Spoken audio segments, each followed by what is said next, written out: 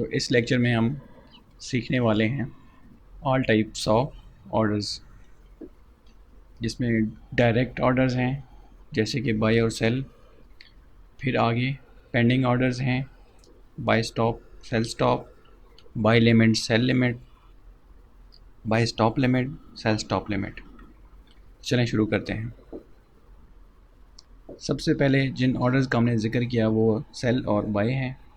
वो चूँकि direct orders हैं इसलिए मैं आपको उनको चार्ट पे जाके समझाता हूँ। जी, हमारे पास यूरो यूएसडी का चार्ट ओपन है और 1 आवर का टाइम फ्रेम सेलेक्ट है। यहाँ पे आपको लेफ़्ट टॉप कॉर्नर पे नज़र आ रहे होंगे 2 बटन, सेल और बाय। इसके बीच में आप वैल्यू सेट कर सकते हैं जितना आपने सेल या बाय करना है, और आप डायरेक्टली इन बटन को प्रेस करके सेल या बाय ऑर्डर लगा सकते हैं। पेंडिंग ऑर्डर को समझने के लिए हम दोबारा प्रेजेंटेशन पे चलते हैं। नेक्स्ट जो हमारे पास ऑर्डर की टाइप है वो है बाय स्टॉप। बाय स्टॉप को आप ऐसे समझ लें कि आप मार्केट देख रहे हैं और आपको लग रहा है कि जो प्राइस है आने वाले वक्त में ऊपर जाएगी। तो आप ये चाह रहे हैं, आप स्क्रीन पे मौजूद नहीं हैं या कहीं जा रहे हैं या कुछ भी ऐसा है जिसकी वजह से आप पेंडिंग ऑर्डर लगाना चाह रहे हैं। आप ये चाह रहे हैं कि मैं मौजूद हूँ या ना हूँ तो मेरा ये जो ऑर्डर है एक्टिव हो जाए। तो उसका तरीका ये है कि आपकी प्राइस फॉर एग्ज़ाम्पल यहाँ पे चल रही है तो आप यहाँ पे एक पेंडिंग ऑर्डर लगा देते हैं बाय स्टॉप का, कि जैसे ही प्राइस इस लाइन को क्रॉस करेगी तो आपका बाय ऑर्डर लेते हुए जाएगी। बाय स्टॉप मौजूदा प्राइस के ऊपर लगता है, जिसकी एक एग्ज़ाम्पल की तस्वीर मैंने यहाँ पे आपको दिखाने के लिए लगाई है कि आपकी जो प्राइस है वो मूव कर रही है और आपने यहाँ पे अपना बाय स्टॉप का ऑर्डर प्लेस किया हुआ है। जैसे ही प्राइस इसको क्रॉस करेगी आपका बाय का ऑर्डर एक्टिव हो जाएगा और फिर जैसे ही ट्रेड ऊपर जाएगी आपको प्रॉफिट देगी। नेक्स्ट हमारे पास सेल स्टॉप है। ये बाय स्टॉप के टोटली अपोजिट है। जैसे आपको पता है कि सेल हम तब करते हैं जब हमें ये लग रहा हो कि प्राइस अब नीचे जा रही है, ठीक है। तो अगर आप पेंडिंग ऑर्डर लगाना चाह रहे हैं कि यहाँ पे जी मेरी मौजूदा प्राइस है और जब ये इस लाइंस को क्रॉस करे तो मेरा सेल ऑर्डर लेती जाए साथ, मतलब मेरा सेल ऑर्डर प्लेस हो जाए, तो आप यहाँ पे सेल स्टॉप लगाएंगे। जैसे ही प्राइस इसको क्रॉस करेगी नीचे की तरफ तो आपका सेल का ऑर्डर एक्टिव हो जाएगा और आपकी ट्रेड प्रॉफिट में जाएगी जैसे जैसे प्राइस नीचे जाएगी।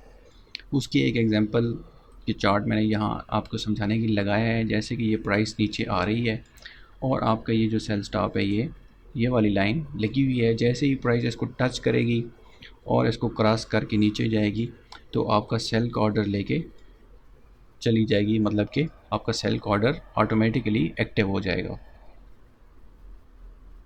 इसके लिए जो पेंडिंग ऑर्डर्स हैं इनके लिए आपका स्क्रीन पे मौजूद होना ज़रूरी नहीं है। इनको इसीलिए पेंडिंग ऑर्डर्स कहा जाता है कि आप इनको लगा के छोड़ दें, जैसे ही प्राइस वहाँ पे पहुँचेगी वो ऑटोमेटिकली फंक्शन करेंगे। नेक्स्ट हम देखते हैं बाय लिमिट। हमने जो पीछे पढ़ा था बाय स्टॉप, उसका ये मतलब था कि आपने यहाँ लगा दी और जैसे ही प्राइस यहाँ से इसको क्रॉस करेगी तो उसको साथ एक्टिव करके ले जाएगी। लेकिन जो बाय लिमिट है ये थोड़ा सा उसके उलट है। कैसे उलट है? ये ऐसे है कि वो करंट प्राइस के ऊपर लगता है और ये करंट प्राइस के नीचे लगता है। यानी अभी यहाँ प्राइस मौजूद है तो आपने यहाँ बाय लिमिट लगाया, आप कह रहे हैं कि यहाँ एक सपोर्ट है, प्राइस यहाँ आएगी, सपोर्ट को टच करेगी तो यहाँ से मेरा बाय ऑर्डर लेके फिर ऊपर जाए। तो जो बाय स्टॉप था वो करंट प्राइस के ऊपर लगता है और ये बाय लिमिट जो है करंट प्राइस के नीचे लगता है। जैसे कि यहाँ पे आपकी करंट प्राइस मौजूद है तो ये आपका ऑर्डर नीचे लगा हुआ है। प्राइस यहाँ आएगी, जैसे ही इसको टकराएगी आपका बाय ऑर्डर एक्टिव हो जाएगा और फिर प्राइस आपकी फेवर में चली जाएगी।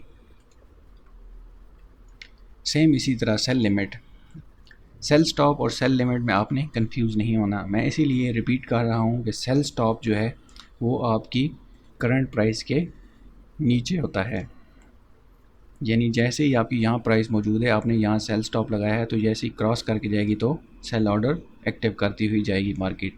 लेकिन जो सेल लिमिट है वो मौजूदा प्राइस के ऊपर होता है। यहाँ आपकी मौजूदा प्राइस मौजूद है, आपने यहाँ सेल लिमिट लगाई हुई है, आप कह रहे हैं कि यहाँ एक रेजिस्टेंस है, मिसाल के तौर पे प्राइस ने इसको ब्रेक किया है, यहाँ इसको रीटेस्ट करने जाएगी तो तब मेरा सेल का ऑर्डर एक्टिव हो, तो वो आप करंट प्राइस से ऊपर लगा सकते हैं।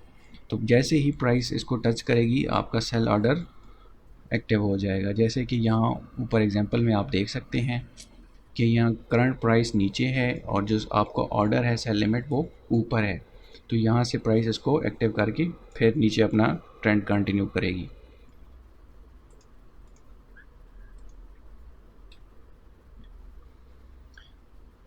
हमने बाय स्टॉप और बाय लिमिट पढ़ा।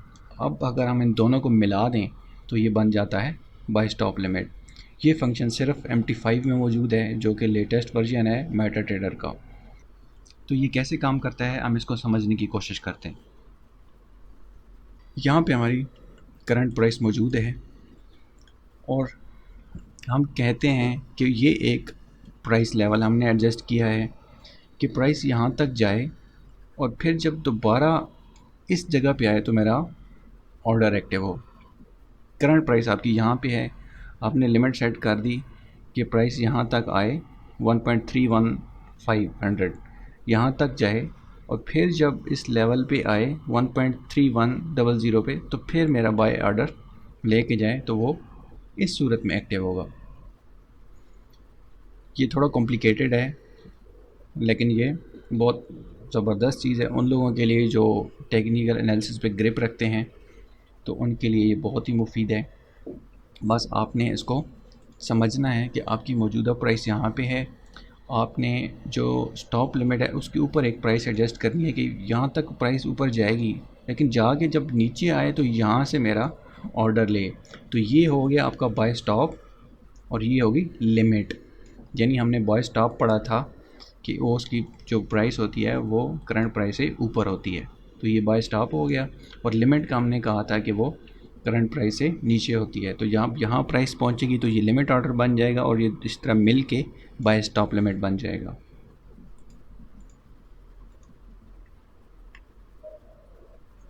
इसके आगे इसका अपोजिट आप समझ लें सेल स्टॉप लिमिट है। ये सेल स्टॉप और सेल लिमिट दोनों को मिला के बना है। सेल स्टॉप का मैं इसलिए रिवाइज़ कर रहा हूँ ये बार बार ताकि आपको पीछे वाले भी याद हो जाएं। सेल स्टॉप ऐसे हमने कहा था कि जो मौजूदा प्राइस है उसके नीचे लगता है, ठीक है, और सेल लिमिट का हमने कहा था कि मौजूदा प्राइस के ऊपर लगता है। तो इन दोनों को मिला के सेल स्टॉप लिमिट बन जाएगा। वो कैसे? जैसे कि यहाँ पे हमारी करंट प्राइस मौजूद है तो हमने सेल स्टॉप लगाना है, तो ये हमारा आप कह दें कि सेल स्टॉप है क्योंकि ये करंट प्राइस से नीचे है। ये सेल स्टॉप हमारा लगा।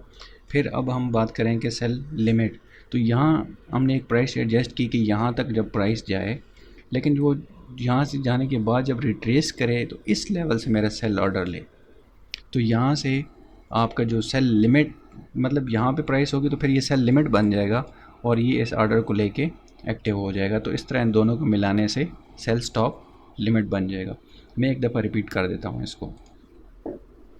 यहाँ आप एक प्राइस एडजस्ट करेंगे कि आप कहते हैं कि यहाँ तक प्राइस जाएगी और यहाँ से प्राइस जाने के बाद यहाँ रिट्रेस करेगी।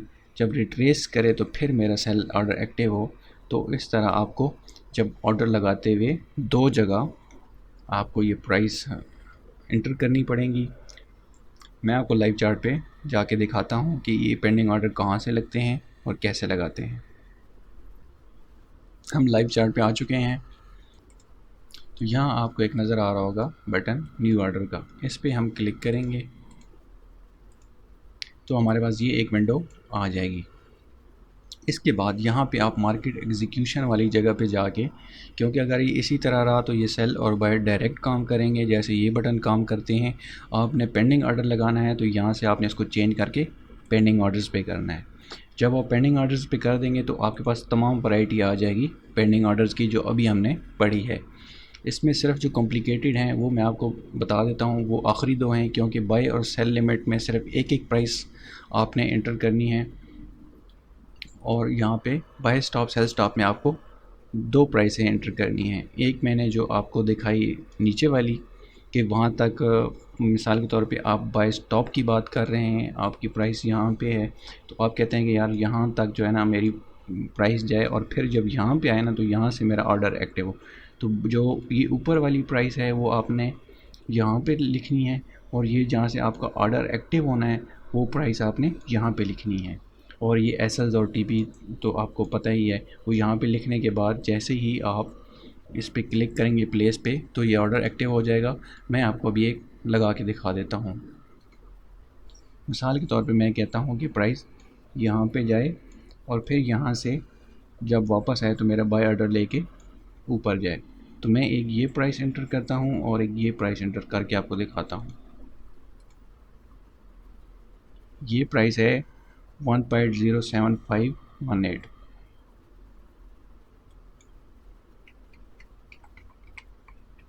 और दूसरी जो नीचे वाली मेरे ऑर्डर की प्राइस है जहाँ से ऑर्डर एक्टिव होना है वो है 1.07282।